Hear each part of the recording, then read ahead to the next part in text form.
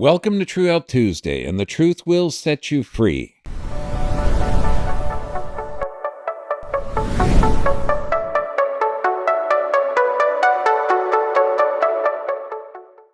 Today it's exciting. Foods that, Helen, foods that heal. Okay, so let's look at this. Now, when we look at this, I love this. Don't waste your money on expensive health, organically grown food, or supplements. If you're in a stressed state, you will not digest or absorb that healthy food. This is the key. Whoa! Holy moly. Yeah, I am scared of clowns. Okay, so what that just did, if you're getting scared by looking at this, all of a sudden your heart rate elevated, blood supply to the gut shut down. Now, we have an automatic nervous system in two parts. One part keeps you alive under stress. And in that stress response to seeing that scary clown, instantly your adrenal glands get activated. Instantly, blood supply to the gut shuts down. And this is in a chronic or in a stress state. Now, what happened under that stimulus, under that scary clown, instantly 4 times less blood flowed to the digestive system. Why? Because the blood has to flow from that digestive system to the arms and legs to run away. And what does that do? That decreases metabolism, decreases enzymatic output in your gut, decreases nutrient absorption, decreases oxygenation to your gut, elevates cholesterol because we need cholesterol for our stress hormones and tissue repair, elevates triglycerides because we need to get that energy to get the heck out of the danger area. Decreased gut flora populations also increases food sensitivity because you do have that poor digestion. Now, are we under chronic stress? Absolutely. Luckily, there's only 3 types: physical, chemical, and emotional stress. We have to address the underlying stressors. Now, when we talk about the 5 keys to health, we talk about proper nerve supply. Why? Because we have that autonomic nervous system. The nervous system is encased in the bone and the spinal cord. People think I'm a doctor of the spine. I'm not. I'm a doctor of the nervous system. We alter autonomic function. So number 1, if you're in that fight or flight state, you got that rest, digest, and repair system that has to work. So you got to get the nervous system clear. Exercise. This is movement. Movement, what does that do? Generates neurons in the brain, moves lymph flow, allows your body to move correctly and get good stimulus to the brain. Proper nutrition, that's what we're talking about now. Stuff that your great-great-grandparents would recognize, not what's commercially available. Sufficient rest is that parasympathetic state when your body regenerates. And prayer and meditation. Why? Because it works. You find a study that every study in prayer shows that it's effective. So what are natural solutions for stomach issues? Number 1, juicing vegetables and blending fruit. This pre-digests it and breaks down those nutrients so you can absorb them better. Because remember, carbohydrate digestion begins in the mouth, protein digestion begins in the stomach, fat digestion occurs just beyond the stomach in the duodenum, and that's where the gallbladder helps out. Now, cayenne pepper is fantastic for healing ulcers. It's interesting that the countries that have the highest spicy foods have the lowest stomach ulcer rate. Plus, you can do this. I mean, just mix a little cayenne pepper with a glass of water a couple times a day, morning and evening, and that's going to help rush blood to the stomach area as well.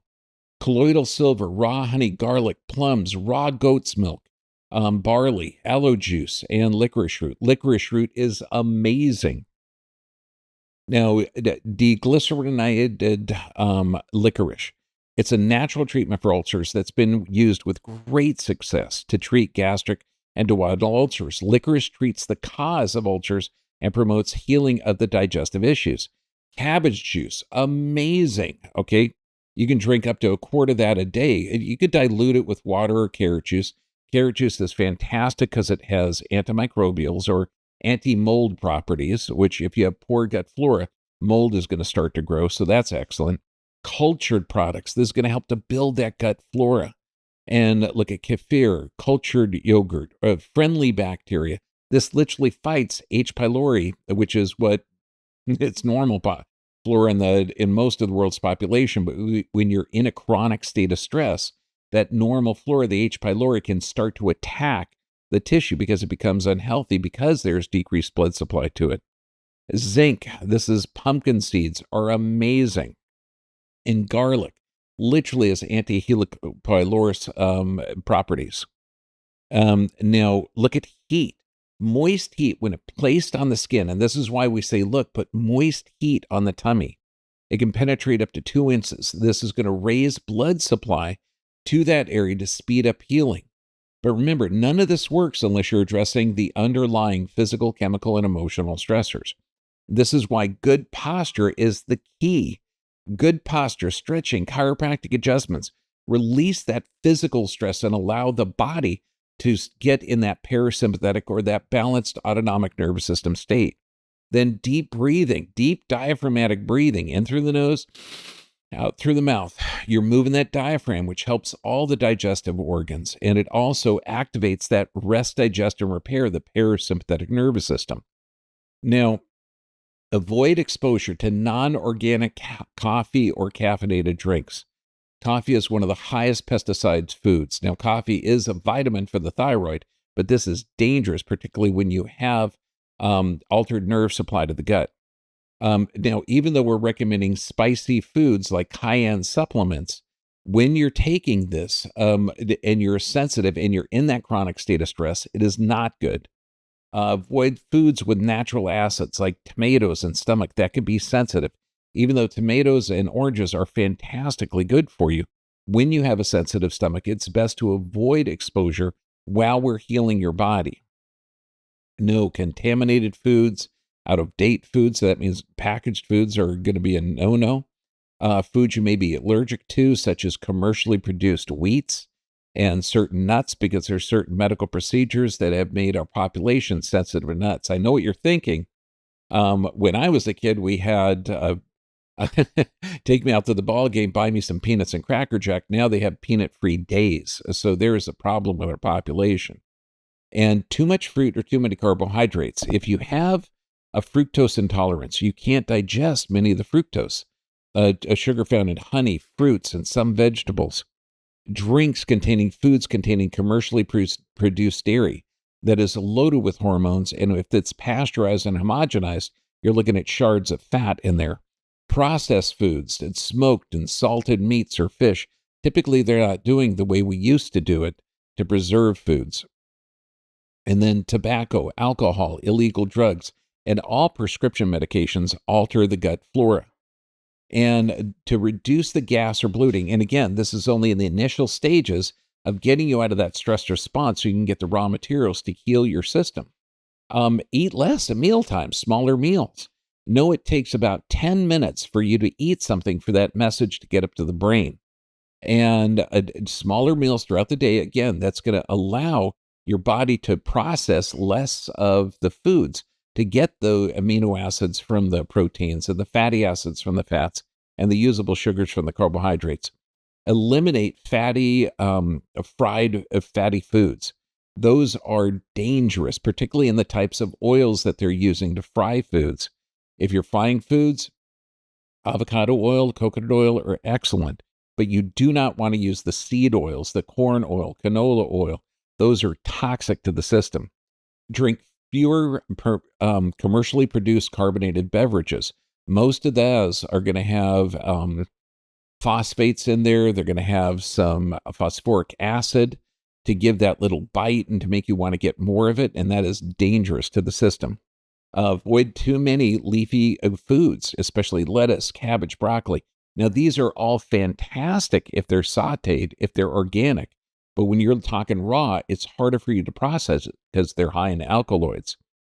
Cut down on the non-organic beans, legumes, fruits with skin such as apples and pears. And again, this is only in the initial stages.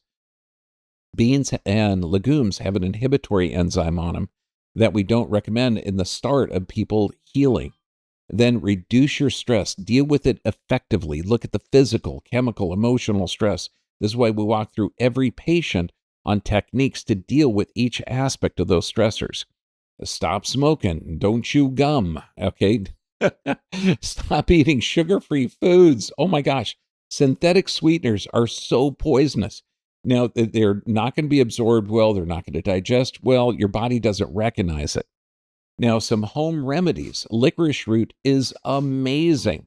It can reduce pain, enhance stomach mucosal secretions, has anti-ulcer activity, and it's actually activity against one of the leading contributing factors to stomach ulcers, Helicobacter pylorus. Now, it doesn't cause stomach ulcers, but if there is a chronic state of stress, the body has these beautiful goblet cells that secrete the mucus on the inside of the lining.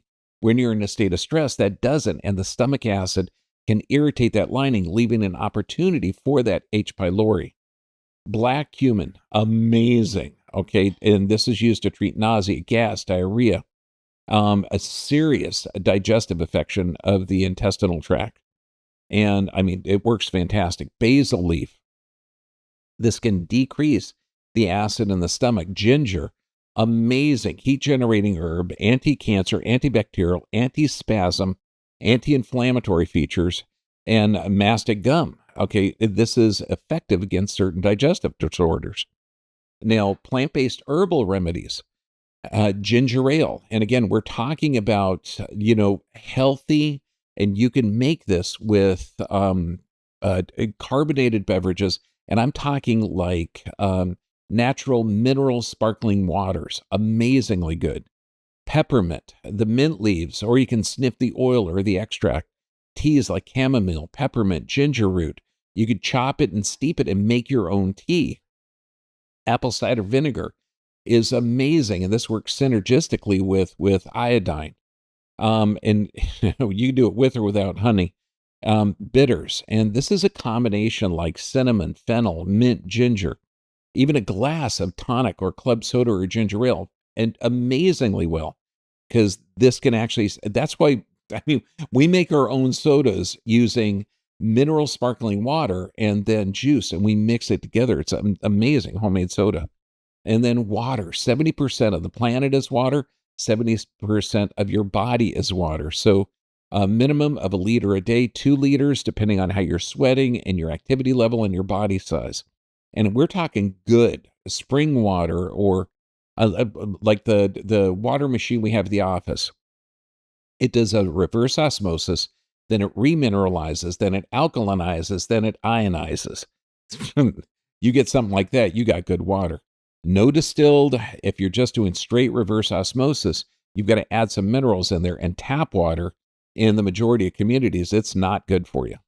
So 50% of your body weight in ounces, that means a 200-pound person needs at least 100 ounces of water, and that's huge. So start the day off by drinking water. This is going to hydrate the system and allow, and use your urine as your gauge. If your urine is dark in color, that means that you are dehydrated. Then the importance of microflora, bacteria. You are 2/3 bug. You got 70 trillion cells. 80% of your immune system resides in your gut, and your bacteria outnumber your cells 10-1. Now, typically you have 2 to 3 pounds of bacteria. That's about 100 trillion bacteria. 85% should be good bacteria, and this is by putting in good bacteria, eating foods with healthy bacteria. 15% are bad, but we need that ecosystem of our gut, and we need the good and we need the bad. The beneficial bacteria keeps the bad bacteria in check, keeps the yeast and funguses and molds and candida in check.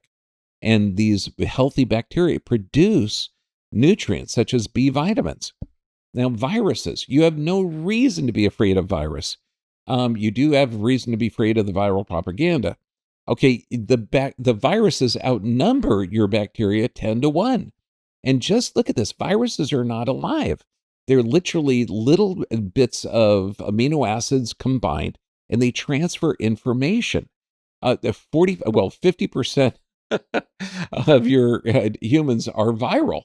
45% of your DNA is viral. So we need this as part of our ecosystem. And one of my professors would say, look, you're 2/3 bug.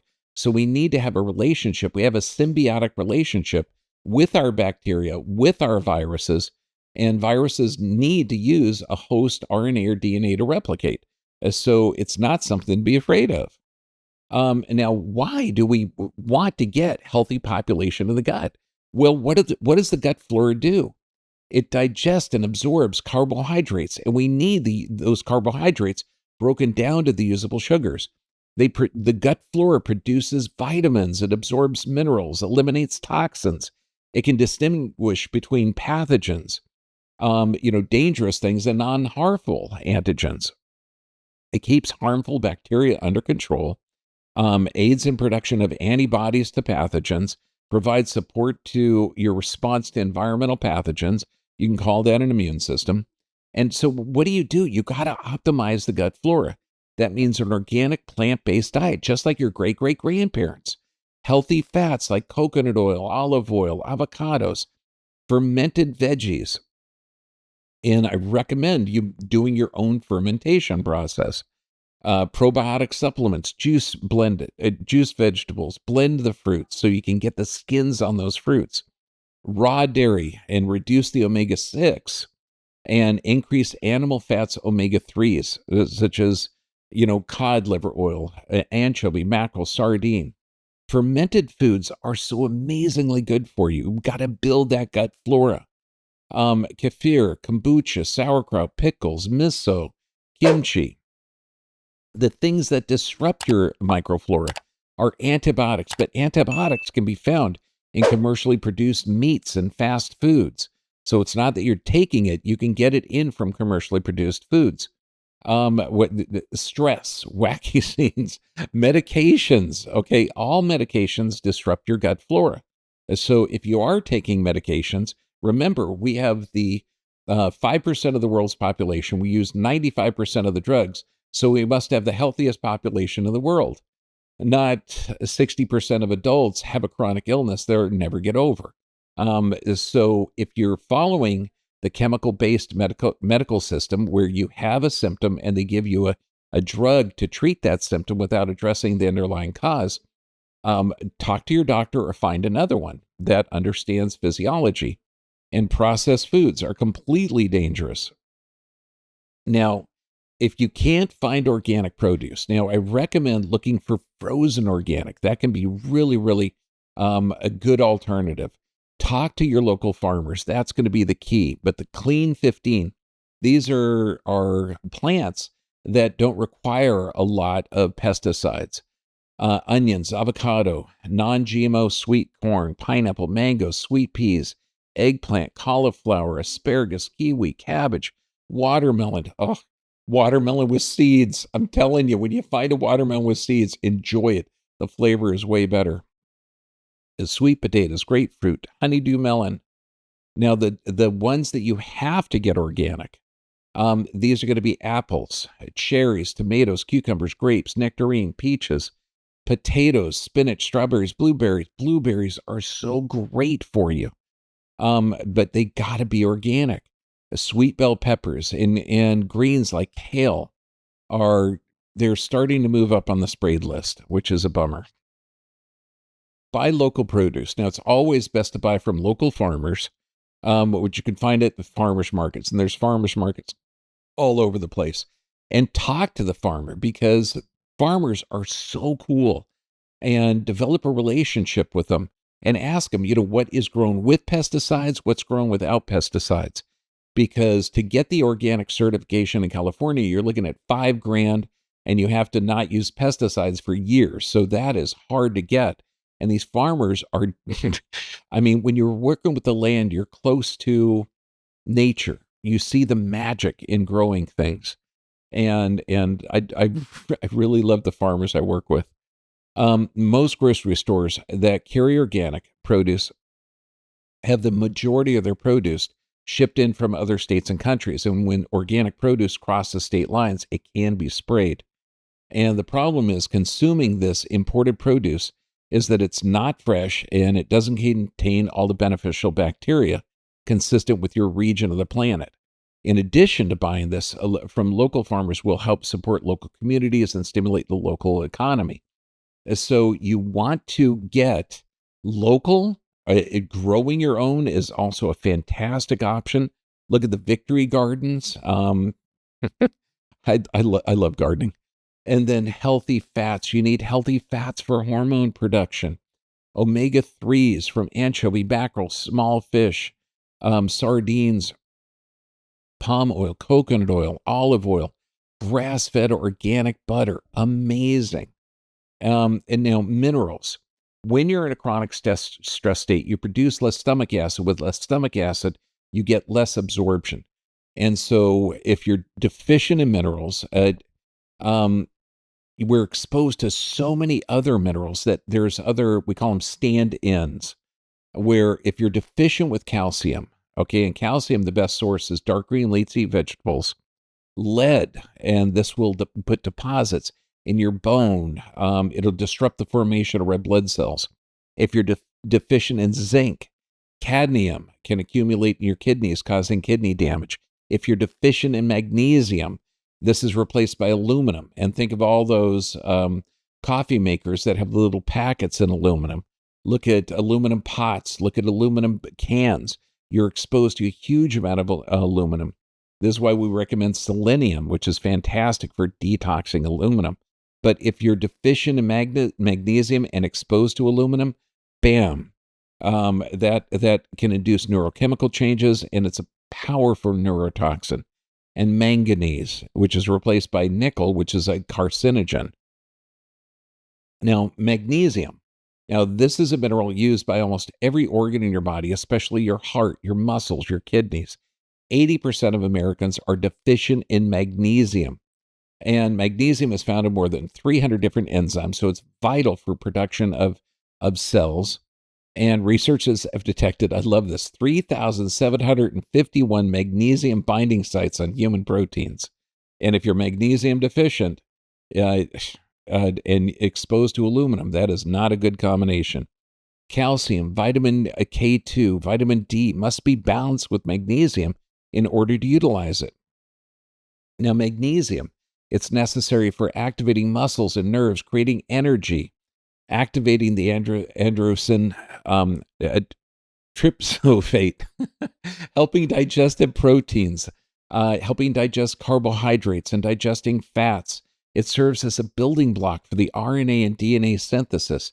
It acts as the precursor for neurotransmitters. That's how the brain communicates. And when you look at the conditions that are from magnesium deficiency, this is why I say find out the source of why you're taking medications.